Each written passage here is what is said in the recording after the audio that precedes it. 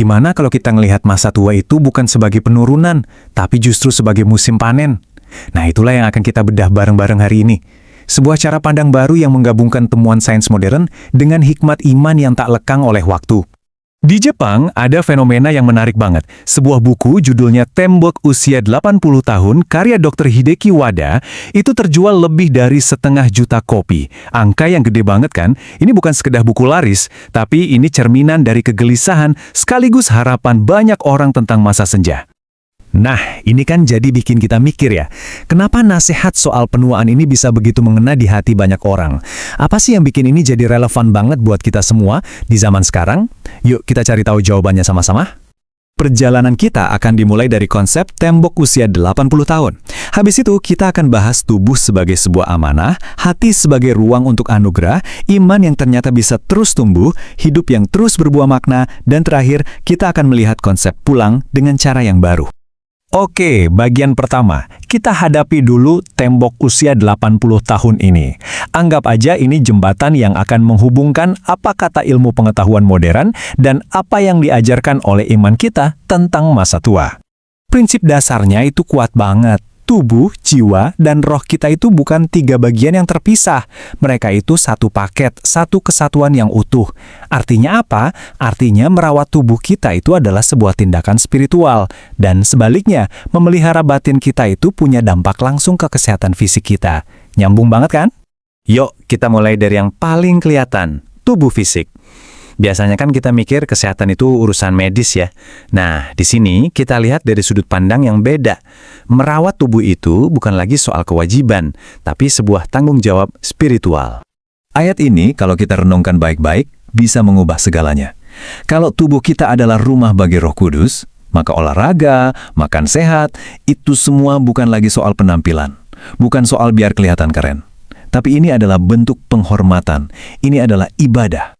Dan yang keren, lihat deh betapa selarasnya dua hal ini. Kata ilmu medis, ayo bergerak biar otot nggak lemah. Iman menambahkan, setiap langkah itu adalah wujud rasa syukur kita. Sains bilang, jaga pola makan. Iman melihatnya sebagai, ini latihan penguasaan diri, salah satu buah roh. Jadi bukannya bertentangan, tapi justru saling menguatkan. Ini nih, cara pandang yang benar-benar membebaskan. Kadang saat tubuh mulai butuh tongkat atau alat bantu dengar, suka muncul rasa malu kan?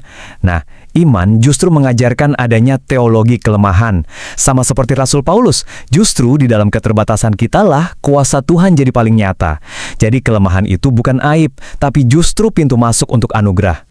Oke, dari tubuh, sekarang kita beralih ke pilar kedua, hati, kesehatan emosional kita. Dan ini ternyata bisa jadi kunci dari segalanya loh. Jauh sebelum ilmuwan modern membuktikan dampak stres terhadap penuaan, hikmat kuno ini udah tahu duluan. Hati yang tenang itu benar-benar, secara harfiah, memberi kehidupan dan kesegaran pada tubuh kita. Terus, gimana caranya membangun hati yang damai? Pertama, ingat ya, istirahat itu bukan males. Tubuh dan jiwa kita butuh itu. Kedua, kita harus bijak jaga diri dari hubungan yang beracun. Dan yang paling penting, masa tua itu bukan waktunya mengungkit penyesalan lagi, tapi waktunya untuk benar-benar menikmati pengampunan. Pilar ketiga adalah iman itu sendiri. Sering ada anggapan, kalau makin tua, semangat rohani makin kendor. Padahal, seharusnya justru kebalikannya. Iman kita itu dirancang untuk jadi semakin dalam dan semakin kuat seiring berjalannya waktu. Ini adalah sebuah janji yang luar biasa.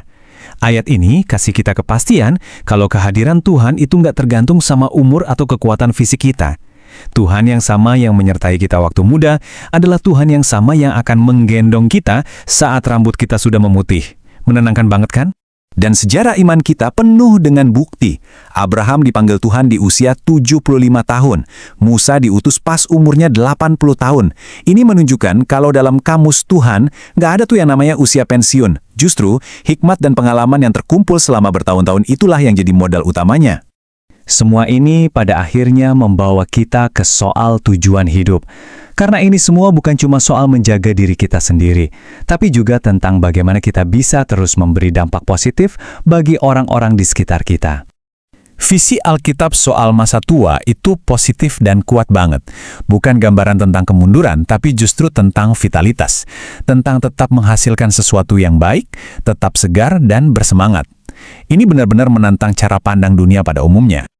Jadi, apa sih artinya terus berbuah? Itu artinya kita bisa jadi seperti pohon rindang bagi generasi di bawah kita. Menjadi sumber hikmat, menjadi pendoa. Dan panggilannya juga berarti kita secara sadar menolak untuk jadi orang tua yang sinis, pahit, atau yang kerjaannya cuma mengeluh dan menghakimi. Akhirnya kita sampai di topik terakhir, yang seringkali jadi yang paling kita takuti.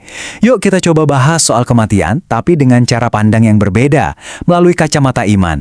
Coba kita berhenti sejenak di sini, setelah semua yang kita bahas, jadi gimana seharusnya kita melihat tembok terakhir itu? Apakah itu sesuatu yang tragis dan jadi akhir dari segalanya? Menurut iman Kristiani, jawabannya tegas, bukan. Kematian itu bukan titik, tapi sebuah koma. Bukan sebuah akhir, melainkan sebuah kepulangan. Sebuah transisi dari dunia yang sementara ini menuju rumah kita yang sejati dan abadi. Cara pandang ini mengubah ketakutan menjadi pengharapan. Jadi, inilah kesimpulan utamanya.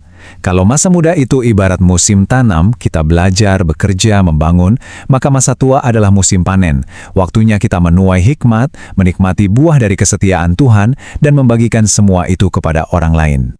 Ini membawa kita pada satu pertanyaan terakhir untuk kita renungkan masing-masing, gak peduli berapapun usia kita sekarang. Dengan cara kita hidup, dengan sikap hati kita, buah apa sih yang sedang kita hasilkan hari ini untuk memberkati dunia di sekitar kita?